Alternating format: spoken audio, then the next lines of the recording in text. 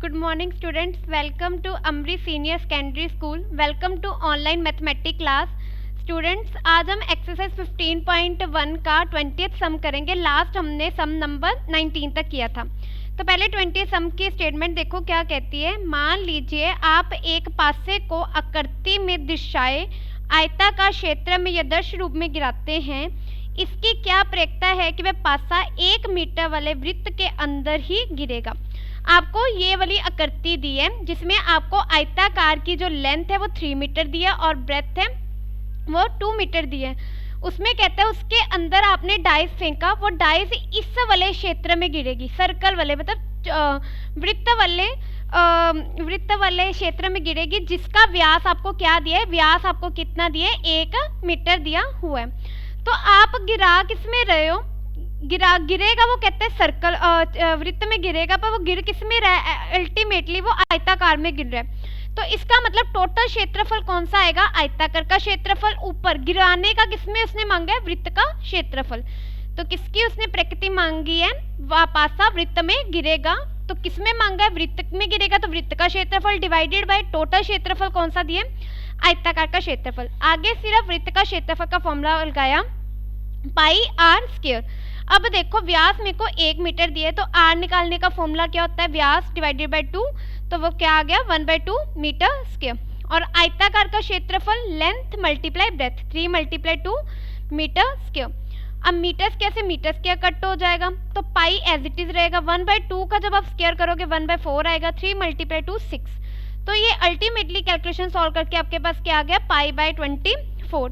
Students इससे related आपका 21 और 22 सम आपका घर से क्या है, होमवर्क है. 21 और 22 सम सेम इसके जैसे है, वो आपने खुद ट्राई करना है. अब मैं आपको सम नंबर करवाने जा रही हूँ 23. सम नंबर 23 देखो क्या कहते हैं. एक खेल में 1 रुपए के सिक्के को 3 बार उछाला जाता है और प्रत्येक बार का परिणाम लिखा जाता है. तीनों परिणाम समान होने पर अर्थात 3 चित्त या 3 पट्ट प्राप्त होने पर हनीफ खेल जीत जाएगा, अन्यथा वह हार जाएगा. हनीफ के खेल से हार जाने की प्रयुक्त कीजिए. मतलब मैंने क्या कह रहा है कि एक सिक्के को 3 बार उछालो, तो 3 बार जब आप उछालोगे तो क्या आएगा, यहाँ तो तीनों बार हेड हेड हेड आएगा. यहाँ तो 2 बार हेड 1 बार टेल आ सकता है, यहाँ 1 बार हेड फिर टेल या फिर हेड. यहाँ आपके पास हेड और यहाँ आपके पास हेड और टेल टेल. अब इन्वर्सली कर लो तो यहाँ तो तीनों बार टेल आ सकती है, यहाँ 2 बार टेल 1 बार हेड आ सकता है, यहाँ 1 बार टेल 1 बार हेड 1 बार टेल, यहाँ 1 बार टेल या 2 बार हेड आ सकता है. मतलब ये घटना आने की संभावना है जब आप एक सिक्के को 3 बार उछालोगे. तो क्या कहते हैं, हनीफ कब जीतता है, हनीफ की जीतने की प्रक्रिया निकालो. हनीफ जीतता, हनीफ कब जीतता है, जब तीनों बार या तो हेड आ जाए या तो तीनों बार टेल आ जाए. तो वो कितनी बार आने की संभावना है, 2. कितने में से आने की संभावना है, 1 2 3 4 5 6 7 8. टोटल घटना कितनी है, 8. 8 में से कितनी की मांगी है, 2. तो जब 2/8 की कटिंग करोगे तो क्या आ जाएगा, 1/4. तो उसने क्या साथ में बोलना है, कब हनीफ नहीं जीतता उसकी भी प्रक्रिया निकाल लो. तो प्रक्रिया किसकी निकालनी है, हनीफ नहीं जीतता, हनीफ नहीं जीतता. तो हनीफ कब नहीं जीतता की प्रक्रिया निकालनी है. तो वो क्या करेंगे, 1 में से प्रक्रिया हनीफ जीतता की निकाल लेंगे. हनीफ जीतता की प्रक्रिया 1 में से क्या कर देंगे, माइनस कर देंगे, ये रिजल्ट के अकॉर्डिंग. ठीक है, तो 1 माइनस हनीफ कब नहीं जीतता, 1/4. सिंपल 4 का एलसीएम लेंगे, 4 - 1 3/4. हनीफ नहीं जीतता की प्रक्रिया क्या आ गई मेरे पास, 3/4. अब स्टूडेंट्स हम सम नंबर देखेंगे 24.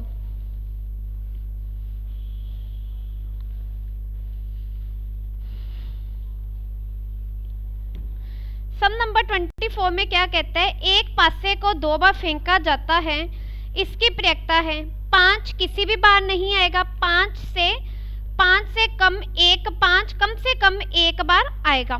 तो जब हम 2 पासों को फेंकते हैं तो 2 पासों को फेंके तो उसके परिणाम काउंट करेंगे कि वो क्या क्या परिणाम आएंगे. शायद पहली बार में 1 आ जाए, दूसरी बार फिर 1 आ जाए, शायद पहली बार 1 आ जाए, दूसरी बार 2 आ जाए, शायद एक बार 1 आ जाए, 3 आ जाए, ऐसे 1 4 1 5, लास्ट कहाँ जाएगा 1 6। शायद पहली बार फेंकने में 2 आ जाता, फिर 1, फिर 2 2 2 3 2 4 2 5 और 2 6। इसी तरह शायद पहली बार 3 आए, दूसरी बार 1 आए, शायद पहले 3 आए, फिर दूसरी बार 2 आ जाए, फिर ऐसे 3, फिर दूसरी बार 3 आ जाए, 3 4 3 5 और 3 6। फिर आपने सेम ऐसे 4 के लिए करना है, 4 1 4 2 4 4 4 3 4 4 4 5 और 4 6 आ जाए। फिर शायद करने पे पहली बार 5 आ जाए, दूसरी बार 1 आ जाए, फिर यहाँ 5, फिर दूसरी बार 2, ऐसे 5 3 5 4 5 5 या 5 6। लास्ट कौन सा नंबर बचा? 6 बचा। 6 1 6 2 6 3 6 4 6 5 या 6 6। अब उसने किसकी प्रयेकता पहले में निकालने के लिए बोली है? 5। अब देखो कुल परिणाम कितने हैं, तो कुल परिणाम कितने हैं, एक डाइज में कितने नंबर होते हैं? 6। तो क्योंकि 2 बार कर रहे हैं तो क्या आएगा? 6 गुना 6, तो वो क्या आ जाएगा आपके पास? 36। अब उसने क्या बोला है? प्रयेकता किसकी निकालनी है? 5 प्राप्त नहीं होगा, 5 कभी भी प्राप्त नहीं होगा। तो आप नंबर जब ऐसे काउंट करने स्टार्ट करोगे, जहां पे भी 5 नहीं आ रहा, वो टोटल आपके पास नंबर बनेंगे 11। वो आपके पास टोटल नंबर बनेंगे 11।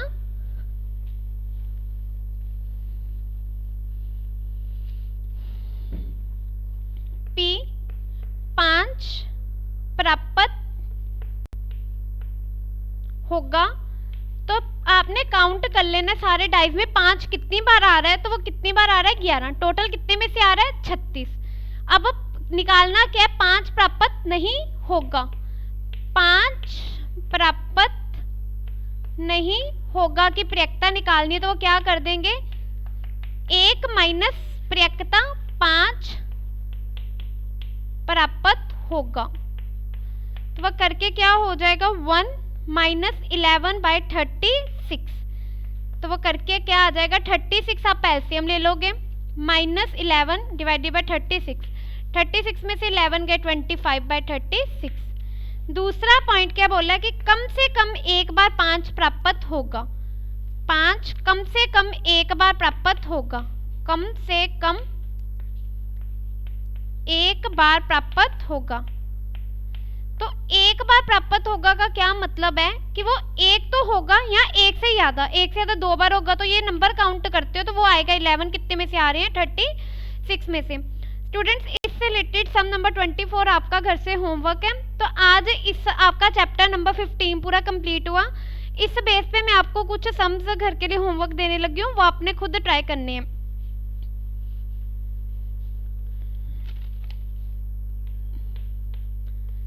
सही उत्तर चुनो।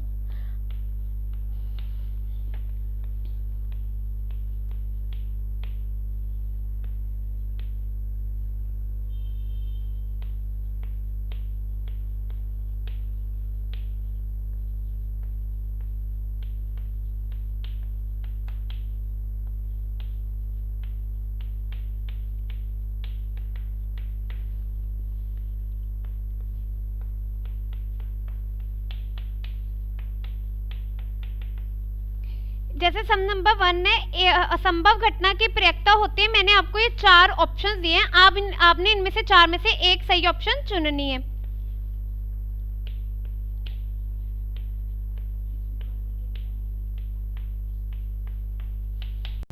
संभव घटना की प्रयेकता होती है 0, B 1, C -1, D कोई भी नहीं, कोई भी नहीं। आपने इसमें से भी इसकी एक सही ऑप्शन चूज करनी है। अगर घटना E 0.2 है तो P नहीं E डैश होगा। A 1, B 0, C 0.8, D 0.2।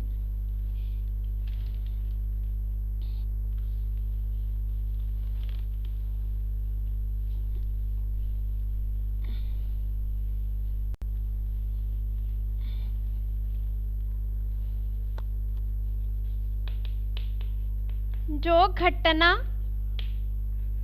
घटित नहीं हो सकती उसको डैश कहते हैं। असंभव घटना असंभव, बी संभव,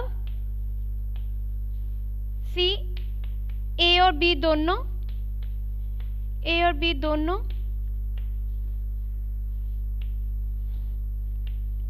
डी ए और बी दोनों नहीं।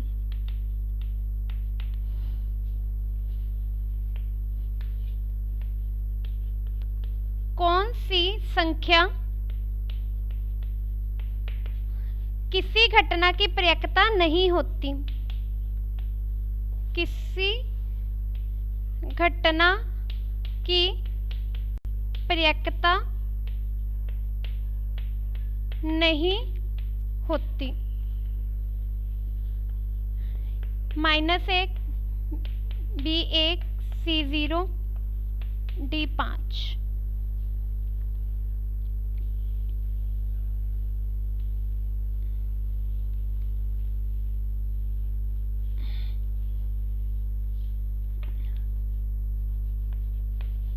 अगर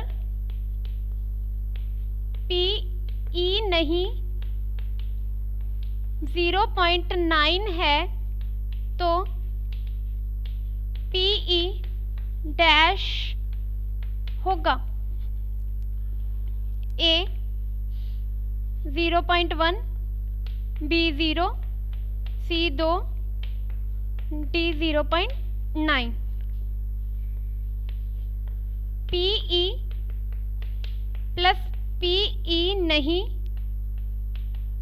इज इक्वल टू डैश होता है।